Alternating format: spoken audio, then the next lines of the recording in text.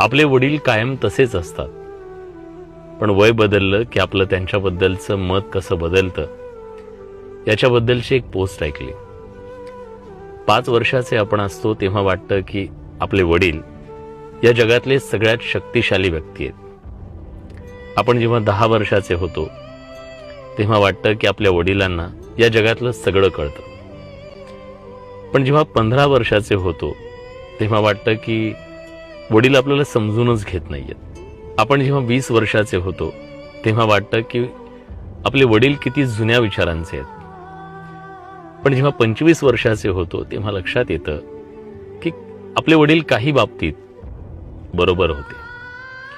30व्या वर्षी आपल्या लक्षात येतं की आपल्या वडिलांनी आयुष्यभर जे केलं ती काही साधी गोष्ट नव्हती. 40व्या वर्षी आपल्या लक्षात येतं